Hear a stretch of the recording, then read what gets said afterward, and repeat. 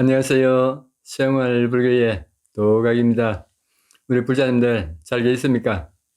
날씨가 이렇게 추우면은 저는 토굴 생활할 때 생각이 참 많이 납니다. 지리산에서 토굴 생활할 때지요.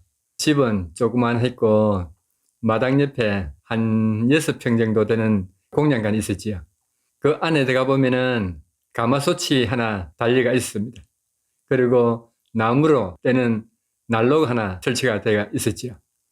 그리고 옆에는 나무로 된 탁자와 의자가 네 사람이 앉을 수 있는 테이블이 있었고요.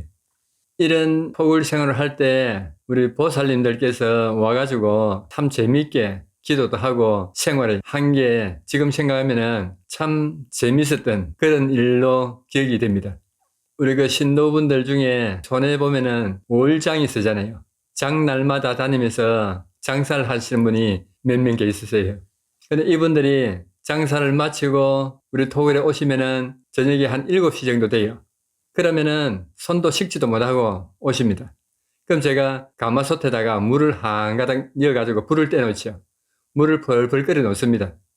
그러면은 우리 보살님들이 오셔가지고 손도 씻고 대강 씻고요. 씻고 법당에 이제 들어오시면은 각자 먹을 걸 갖다가 가지고 옵니다. 엿도 가지고 오시고 또 붕어빵도 사가지고 오시고 떡도 가져오시고 그래 법당에서 쭉 앞에 놓고 잡습니다. 그래서 하루에 피로를 갖다가 말로서 풀리어 온갖 이야기들이 다 나옵니다.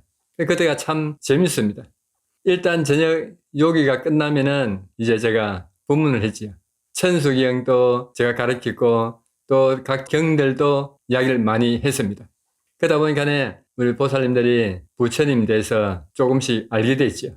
그렇게 저녁이 되면은 재밌게 한바탕 떠들고 갑니다. 기도도 했지만은 막 그냥 모처럼 이런 모인 사람들이 잡담하듯이 법당에 앉아가지고 그렇게 스트레스를 갖다가 풀고 가지요. 이런 날들이 쭉 계속됐습니다. 근데 보살님들 중에 유독 한 분이 말씀이 없으신 분이 계세요. 이분은 오시면은 그냥 빙긋이 웃는 모습밖에 안 보였습니다. 음식을 먹을 때나 또 천수경을 읽을 때나 혼자만의 깊은 생각에 잠기는 그런 모습이 보이죠. 그래서 하루는 제가 물었습니다. 보살님, 무슨 고민이 있습니까? 표정이 왜 그렇습니까? 하고 이제 물었지요. 그랬더만은, 아이고, 스님, 아닙니다.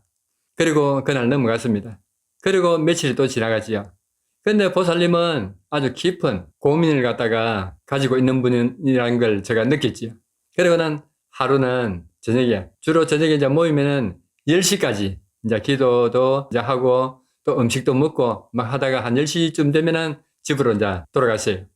근데 한 9시쯤 돼가지고 제 방으로 이제 보살님 좀 이래 모였어요.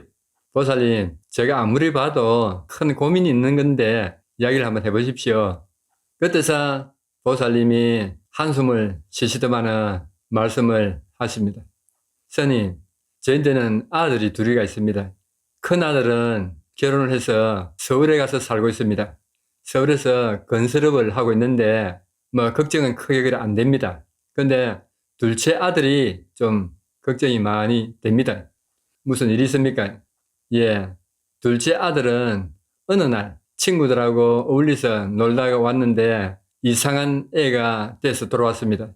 그리고 계속 지켜봤더만은 이상한 행동을 하고 밤에는 알아듣지도 못하는 말을 갖다가 혼자서 주절거리고 밖으로 나갔다 들었다 하면서 이상한 행동을 해서 이웃들이 보고 아무래도 불안하다고 병원에 데리고 가봐라고 이야기를 해서 정신과 병원에 데려갔답니다. 근데 병원에 데려가니까 진단이 조현병으로 나왔다 그래요. 그래서 의사분이 입원을 시켜야 되지 정상적인 생활이 불가능하다고 이렇게 이야기하기에 입원을 시켰답니다. 그런데 입원한 지가 5년이 됐답니다. 그러니까 이 보살님은 아들 둘이가 있는데 한 아들은 서울에서 살고 한 아들은 정신병원에 5년 동안 입원했으니까 보살님들이 앉아서 이야기를 할 때면은 항상 기가 죽어가지고 말씀을 안 해요. 항상 얼굴은 어둠에 검은 그림자가 그린 것처럼 우울한 그런 모습이었고 도통 말하는 것을 갖다가 꺼려했습니다. 왜 꺼렸나 하니까 이 보살님 아들과 또 같이 오는 보살님 아들들 다 또 친구도 되고 형동생도 되고 이러다 보니까 너무나 서로가 잘 아는 그런 사이였죠.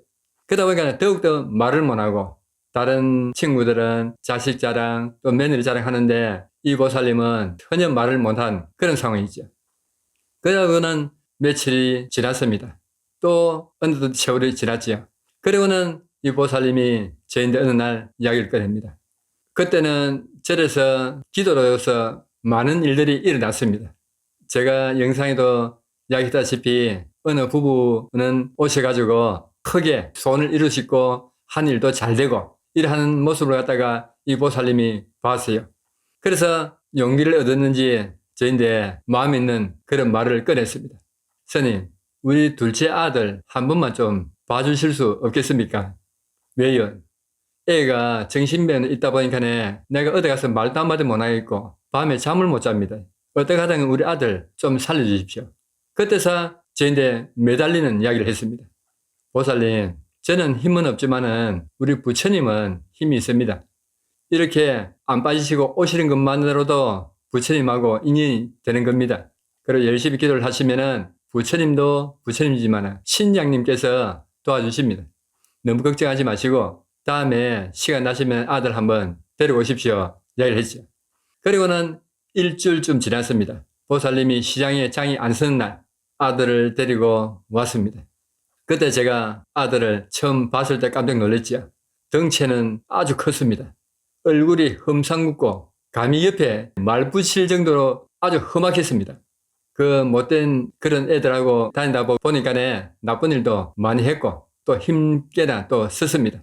그러다가 어느 날 싸움에 휘말리 가지고 맞았는지 어떻게 됐는지 저녁에 왔는데 아주 안 좋은 상태로 들어왔더랍니다.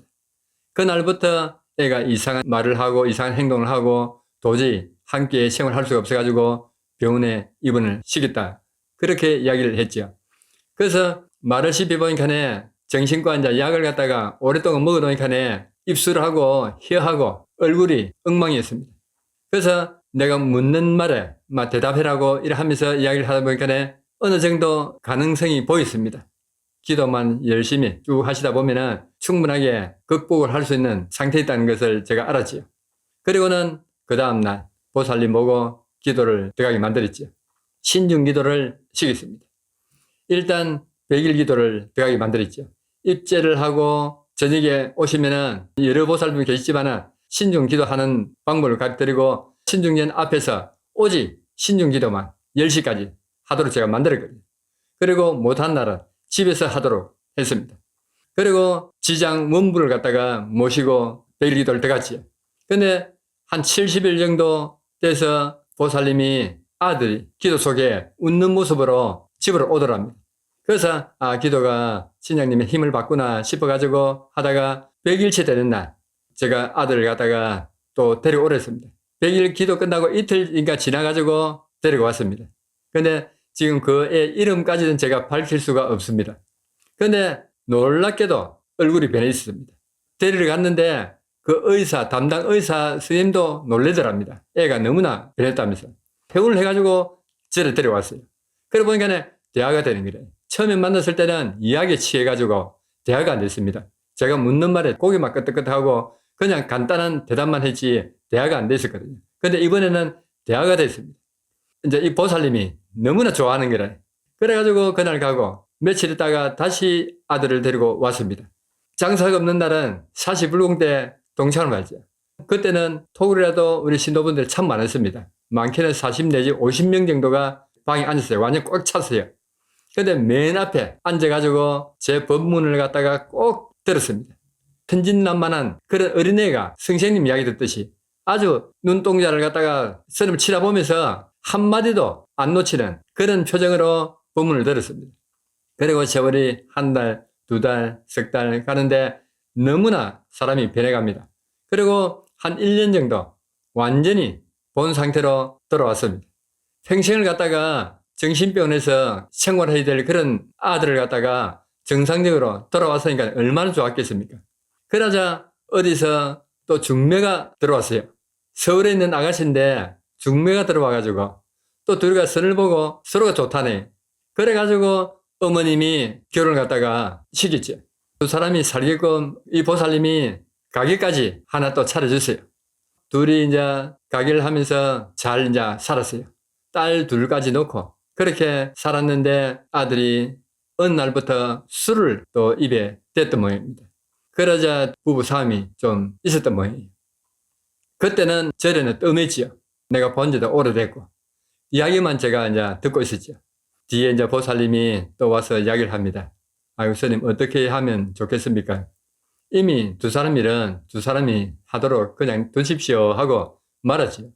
근데 제가 좀 아쉬웠던 것은 그렇게 힘들게 생활할 때 부처님 인연을 해가지고 참 좋게 일이 잘 풀리는데 계속 기도를 하고 부처님 감사 기도도 하고 해야 되는데 좀 잘 되고 결혼까지 하고 하다 보니까 부처님 인연을 잊어버렸어요. 절에도 안 나오시고 연락도 없으시고 또 아들도 결혼해서 살다 보니까 바쁘다 보니까 그렇지만 연락도 없었고 그래가 뒤에는 이제 그렇게 산다는 것을 이야기를 듣고 저는 이제 또 토구를 옮겼습니다. 지금 생각하면은 그때는 신심들이 참 많았습니다. 뭔가 이렇게 부족한 게 있으면은 기도로서 참 부처님에게 매달리듯이 기도로서 극복을 하고 또 그 가피에 대해서 이야기도 많이 하고 참 그래 재밌었는데 지금은 그런 신심들이 많이 약해졌습니다. 그래서 우리 불자님들 가피 이야기는 참 좋아하는데 내가 열심히 해서 가피를 좀 받아봐야 되는데 그런 기도는 못 하시고 가피 이야기는 참 좋아해요. 가피 이야기가 참 많습니다. 특히 토굴에서 이래 수행을 하는 스님들은 오직 기도거든요. 오직 기도입니다. 토굴에서 수행하시는 스님들을 보이시면은 한번 좀 신경을 한번 써보세요. 참 좋습니다. 그래서 오늘은 날씨도 춥고 해서 제가 토굴 생활하면서 우리 보살님들하고 겪었던 이야기를 한번 해봤습니다. 우리 보살님들도 생활하면서 어렵고 답답한 그런 일이 있을 때는 오직 부처님인데 한번 매달려 보십시오. 그러면 분명히 가피는 옵니다. 네, 오늘 여기서 마치겠습니다. 날씨 춥습니다. 모두 건강하십시오.